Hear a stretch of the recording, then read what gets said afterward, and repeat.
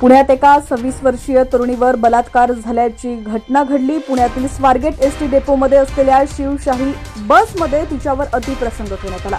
या घटनेनंतर संपूर्ण राज्यात संतापाची लाट उसळली आहे। या प्रकरणातील मुख्य आरोपी दत्तात्रय गाडेला अटक करण्यात आलेली असून त्याला 12 दिवसांची पोलीस कोठडी सुनावलेली आहे। दत्तात्रय गाडे हा 35 वर्षाचा असून तो शिरूरच्या गुणाड गावात राहतो। याच गावातून पोलिसांनी दत्तात्रय गाडेच्या मुसक्या आवळलेल्या आहेत। पुण्यातील अत्याचार प्रकरणी नवनवीन खुलासे समोर येत आहेत। त्यातच आता आणखी एक धक्कादायक खुलासा समोर आलेला आहे। आरोपी दत्ता गाडे हा समलैंगिक संबंध ठेवायचा। पोलीस चौकशीतून ही धक्कादायक बाब आता समोर आलेली आहे। दत्ता गाडे संदर्भातला हा धक्कादायक खुलासा आता समोर आलेला आहे। पोलीस चौकशीतून ही धक्कादायक बाब समोर आली आहे। आरोपी दत्ता गाडे हा समलैंगिक संबंध ठेवायचा आणि यातूनच तो पैसे कमवायचा अशी धक्कादायक बाब समोर आलेली आहे।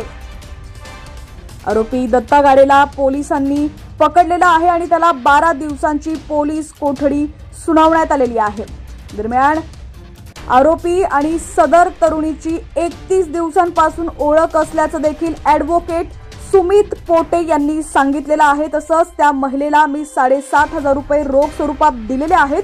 त्यावरून त्यांचा वाद झाला। यानंतर तो आरोपी निघून गेला आणि कुठेही जबरदस्ती केलेली नाही। त्यानं तिला ऑनलाईन पैसे देतो असं सांगितलं, तर तिने ऑनलाईन नको रोख हवे आहेत असं सांगितलं। त्यामुळे त्यानं रोख पैसे दिले।